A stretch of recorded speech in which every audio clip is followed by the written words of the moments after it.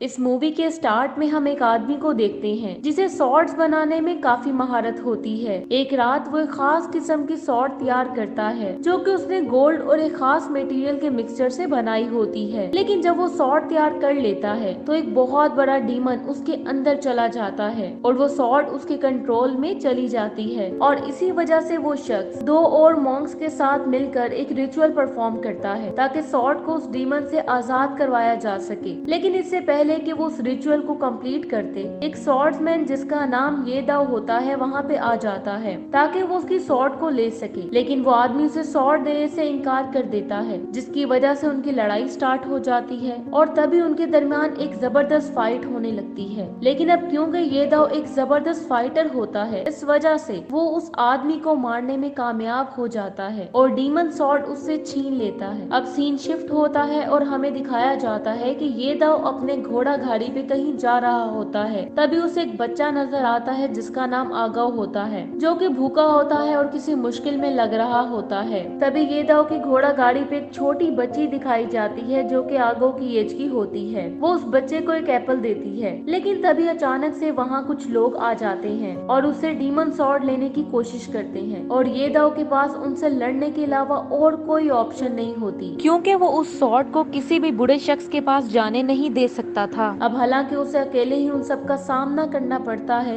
लेकिन फिर वो बड़ी बहादुरी से लड़ता है और डीमन सॉर्ड की मैजिक पावर का इस्तेमाल करते हुए वो उन सब को हराने में कामयाब हो जाता है। लेकिन डीमन सॉर्ड की मैजिक पावर का इस्तेमाल करने से वो बच्चा जिसे वो कुछ देर पहले मिला था वो भी दूर जा गिरता है और इंजर्ड हो जाता है, जिसका ये दाव को बहुत ज्यादा दुख होता है। इसलिए वो अपने आप से वादा करता है कि वो सॉर्ड्समैन के तौर पर नहीं बल्कि एक आम इंसान के तौर पर जिंदगी गुजारेगा और उस बच्चे का ख्याल रखेगा। और वो अपने आप को सजा देने के लिए अपना ही एक हाथ काट देता है। उस इंसिडेंट के 10 साल बाद हमें आगव को दिखाया जाता है जो एक ऐसे सिटी में रह रहा होता है जिस पर एक करप्ट किंगडम का राज होता है, जहाँ पे रहने वाले सब लोग बहुत ज्यादा गरीब होते हैं, जिसकी वजह से शहर में प्रोस्टिट्यूशन, रॉबरी, किडनैपिंग और बहुत से दूसरे क्राइम्स आम हो जाते हैं। एक दिन जब आगव मार्केट से कुछ सामान खरीदने जाता है तो तभी उसके पास एक लड़की आती है। वो उसे ब्रोथल से आए हुए गार्ड से उसको बचाने का कहती है, लेकिन अब क्योंकि वो लड़ नहीं सकता था इसलिए वो उस लड़की की कोई हेल्प नहीं करता और वहाँ से चला जाता है। उस मार्केट में वो थेफ्ट और रॉबरी जैसे क्राइम्स देखने का आदी हो चुका था और यहाँ तक कि मर्डर्स भी, जो कि ऑलमोस्ट वहाँ पे रोजाना होते थे। मार्केट से वापसी पर वो एक घर में पहुँचता है जिसमें वो ये दाव के साथ रहता है, जिसने अब एक नूडल रेस्टोरेंट खोला है। आगो सामान खरीदने के लिए उसकी हर रोज हेल्प करता है और जब कस्टमर्स आते हैं तो वो वहाँ पे वेटर बन जाता है। उस घर में उसके साथ एक खूबसूरत और पुरस्कार लड़की भी रहती है जो कि हर वक्त एप्पल्स खाती रहती है और हमेशा घर पे ही रहती है। ये दाव हमेशा आगो को लकड़ियाँ इकट्ठी करने और उनको काटने का काम कहता था ताकि उसके नूडल रेस्टोरेंट पे आग जलाने के लिए काम आ सके। अब हमें एक सॉर्ड्समैन दिखाया जाता है जो कि किसी से डर के भाग रहा होता है और एक लड़की जिसने मास्क पहना होता है उसके हाथ में डीमन सॉर्ड होती है, वो उस आदमी का पीछा कर रही होती है। अब बदकिस्मती से वो सॉर्ड्समैन एक जगह फंस जाता है और भाग नहीं पाता, इसलिए मजबूरन वो अपनी सॉर्ड निकालता है और लड़ने के लिए तैयार हो जाता है। लेकिन इससे पहले कि वो उस लड़की पे अटैक करता, वो लड़की उस पे अटैक करके उसे मार देती है। अगले दिन हमें एक ब्रोथल को दिखाया जाता है जहाँ की मालकन को कोई बताता है कि एक कातिल रात को मारा गया है। तभी उसका गुलाम उसे कहता है कि उसे मारने वाला शख्स का नाम ये दाव है जो कि एक माहिर तलवारबाज है। उसके गुलामों की इन्वेस्टिगेशन से पता चलता है कि अब मारे जाने वाले शख्स की गर्दन पे सॉर्ड्स के निशानात उन निशानात से मिलते जुलते हैं जो पास्ट में ये दाव के हाथों मारे जाने वाले लोगों के जिस्मों पे मौजूद थे। ब्रोथल की मालकन उन ग्रुप्स में से एक ग्रुप का हिस्सा थी जो कि ये दाव के पास मौजूद डीमन सॉर्ड की तलाश में थी, लेकिन अभी तक उसे ये नहीं पता था कि ये दाव रहता कहाँ है। अब क्योंकि ये दाव को पकड़ने और उससे डीमन सॉर्ड हासिल करने वाले के लिए किंगडम ने रिवार्ड के तौर पे बहुत बड़े खजाने का वादा किया होता है, इसी वजह से वो औरत भी ये दाव को पकड़ के उससे डीमन सॉर्ड हासिल करना चाहती थी। उस सुबह जब आगाव मार्केट से सामान ले रहा था तो उसे दो स्ट्रीट सिंगर्स भी नजर आए थे, इसलिए वो उनको कुछ कॉइन्स देता है। लेकिन जब वो कॉइन्स नीचे रखता है तो उनमें से एक सिंगर फौरन उसका हाथ पकड़ लेता है और कहता है कि ये तो किसी माहिर सॉर्ड्समैन के हाथ लग रहे हैं। वो फौरन इस बात से इनकार कर देता है और कहता है कि उसके हाथों में जख्म इसलिए है क्योंकि वो आग जलाने के लिए लकड़ियां काटता है। उसी दोपहर जब आगा रेस्टोरेंट में वापस लौट आया था, वही दो सिंगर जिससे वो पहले मिल चुका था वहाँ पहुँचते हैं और फूड ऑर्डर करते हैं। उनको नूडल का एक बोल सर्व करने के बाद येदा उसे कुछ देर बाहर जाने और जंगल से लकड़ियां इकट्ठी करने का कहता है। येदा ने उसे बाहर जाने का इसलिए कहा था क्योंकि वो नहीं चाहता था कि वो सिंगर्स उसे नुकसान पहुंचाएं। वो दोनों येदा के पुराने दुश्मन थे और काफी टाइम से वो उसको ढूंढने की कोशिश कर रहे थे। वो दोनों अपने वेपन्स निकालते हैं और एक साथ येदा पे अटैक कर देते हैं। हालांकि वो सिर्फ एक हाथ से लड़ता है और लड़ाई में लकड़ियां काटने वाली कुल्हाड़ी इस्तेमाल करता है। इसके बावजूद वो उन दोनों को इंजर करके शिकस्त देने में कामयाब हो जाता है। अब जैसे ही वो दोनों उसके होटल से जंगल की तरफ निकलते हैं तो उन्हें उसी मास्क गर्ल का सामना करना पड़ता है जिसने पहले भी एक स्वॉर्ड्समैन को मारा था और उसके हाथ में डीमन स्वॉर्ड भी होती है। थोड़ी देर बाद काफी सारे वॉरियर्स येदाओ के रेस्टोरेंट पे खाना खाने आते हैं, जिनको एक लड़की लीड कर रही होती है और उसका नाम गोंगिन होता है और वो आगो से शहर का रास्ता पूछती है। आगो घुड़सवारों को फूड सर्व करने के बाद स्ट्रीट में कुछ बेगर्स को देखता है और बचा हुआ खाना उनमें बांटने लगता है, लेकिन बेगर्स खाना लेने के लिए लड़ाई स्टार्ट कर देते हैं और तभी वो उसे मारने लगते हैं। खुशकिस्मती से एक घुड़सवार उसकी हेल्प करता है, जबकि गोंगिन उसे एक रुमाल देती है ताकि वो अपनी बॉडी पे मौजूद जख्मों को साफ कर ले।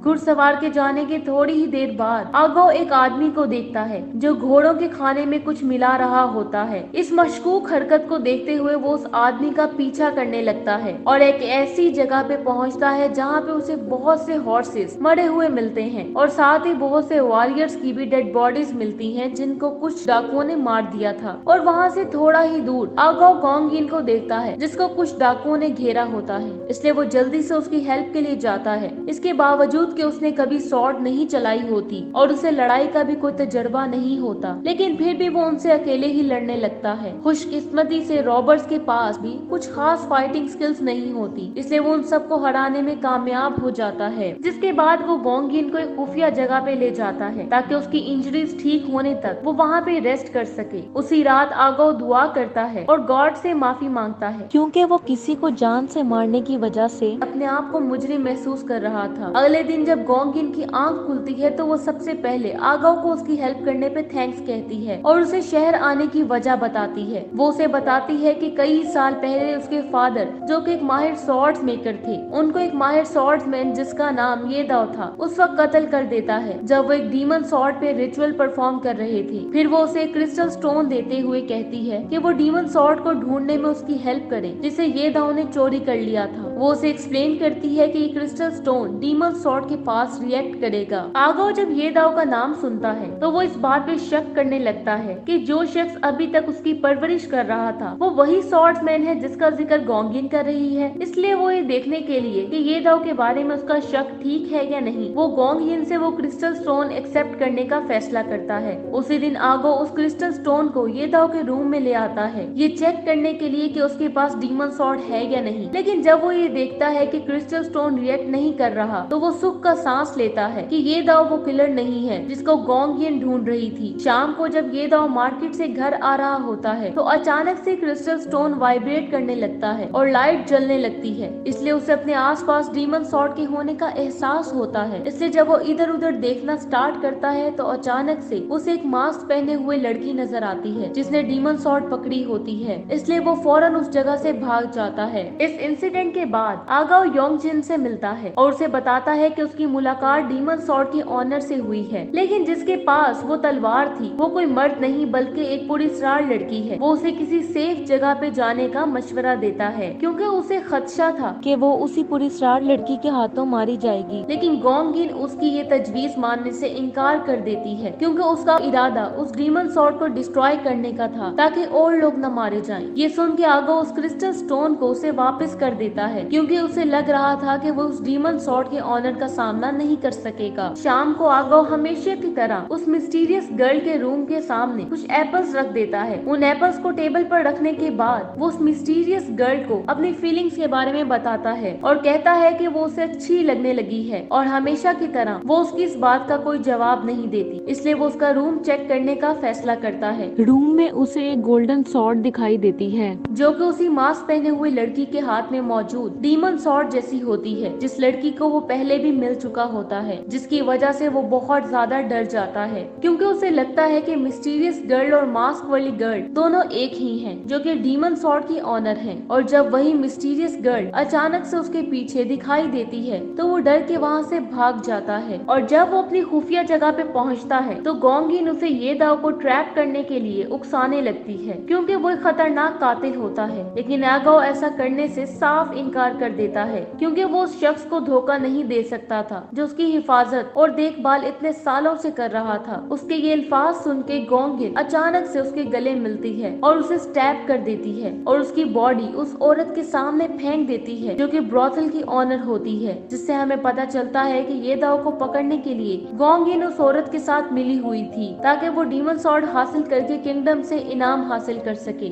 जिसके बाद गोंगिन उस औरत और उस आर्मी के साथ मिलके ये दाव के रेस्टोरेंट आती है और वो आगाओ की इंजर्ड बॉडी को भी अपने साथ ले आती है। वहाँ पे गोंगिन ये दाव को मजबूर करती है कि वो डीमन सॉर्ड को उसके हवाले कर दे, नहीं तो वो आगाओ को मार देंगी। ये सुनकर उसके पास अकेले उन सब से लड़ने के अलावा और कोई चॉइस नहीं होती, इसलिए उनकी लड़ाई स्टार्ट हो जाती है। अब लड़ाई के दौरान ही गोंगिन किंगडम से कुछ गनमैन को बुला लेती है जिनको एक प्रिंस लीड कर रहा होता है जिसका नाम ली चैंग होता है। अब रॉयल सोल्जर्स की फायरिंग से बहुत सी बुलेट्स ये दाव को लगती हैं और वो मारा जाता है। आगाओ जब उस मिस्टीरियस गर्ल को ये दाव की बॉडी के पास उड़ते हुए देखता है तो जल्दी से उसे पीछे धकेलता है ताकि वो फायरिंग से मारी ना जाए। लेकिन तभी हमें पता चलता है कि वो लड़की कोई ह्यूमन नहीं होती बल्कि एक रूह होती है जिसने डीमन सॉर्ड को पोजेस किया होता है और उसे सिर्फ ये दाव और आगाओ ही देख सकते थे। अब गोंगिन डीमन सॉर्ड हासिल करने के बाद ली चैंग और रॉयल आर्मी के साथ किंगडम चली जाती है, लेकिन उसे इस बात का एहसास नहीं होता कि मैजिक और डीमन स्पिरिट जिसने डीमन सॉर्ड को पोजेस किया होता है वो उससे निकलकर आगाओ के सॉर्ड में चली जाती है। ली चैंग जिसे लग रहा था कि वो सॉर्ड हासिल करने के बाद बहुत ज्यादा स्ट्रॉन्ग और पावरफुल हो गया है, वो शहर में बागी ग्रुप का साथी होने के इल्जाम में बहुत से लोगों को अरेस्ट करके हंगामा क्रिएट कर देता है। शाम को अपनी विक्ट्री को सेलिब्रेट करने के बाद ली चैंग गोंगिन को अपना गुलाम बनने के लिए कहता है, जिस पर वो मान जाती है। कुछ दिनों बाद जब आगाओ ठीक हो जाता है तो उसे ये दाव का वसीयतनामा मिलता है जिसमें आगाओ के लिए मैसेज होता है कि वो बड़ा होकर ये दाव के जानशीन के तौर पर एक स्वॉर्ड्समैन बने। वसीयतनामा पढ़ने के बाद आगाओ को ये एहसास होता है कि ये दाव उसे इसलिए हमेशा लकड़ियां काटने का कहता था ताकि वो उसकी स्किल्स को ट्रेन कर सके जो उसे एक पावरफुल स्वॉर्ड्समैन बनने में हेल्प करेंगी। अगले दिन आगाओ ये दाव के कपड़े पहनना स्टार्ट कर देता है और उसकी स्वॉर्ड को भी कंट्रोल करने लगता है जो कि मिस्टीरियस गर्ल की पावर से और ज्यादा पावरफुल हो चुकी होती है जो हमेशा उसका पीछा करती है। जिसके बाद वो किंगडम जाता है और सब सोल्जर्स को हरा देता है और उन लोगों को रिहा कर देता है जिनको ली चैंग ने गैर मुंसिफाना कैद किया होता है। पूरी आर्मी को हराने के बाद अब वो प्रिंस ली चैंग का सामना करता है जो अपने थ्रोन पे मास्क पहने बैठा होता है। लेकिन जब वो अपना मास्क हटाता है तो पता चलता है कि वो प्रिंस ली चैंग नहीं बल्कि गोंगिन होती है क्योंकि कुछ दिन पहले उसने प्रिंस को कत्ल कर दिया था। और जल्दी उन दोनों के दरमियान फाइट स्टार्ट हो जाती है और यहाँ हमें उनके दरमियान काफी शदीद लड़ाई देखने को मिलती है और एक दूसरे पर वो काफी ज्यादा अटैक्स करने के बाद आखिरकार एगाओ उसे मारने में कामयाब हो जाता है। जिसके बाद वो प्रिंस के सारे कैदियों को छोड़ देता है और किंगडम पे रूल करने लगता है। मूवी के लास्ट सीन में हमें दिखाया जाता है कि उस लड़की की रूह जो कि आगाओ के स्वॉर्ड में होती है उसे हर वक्त फेथफुली फॉलो करती रहती है चाहे वो जहाँ भी जाए। इसी के साथ ये मूवी एंड हो जाती है। Thanks for watching.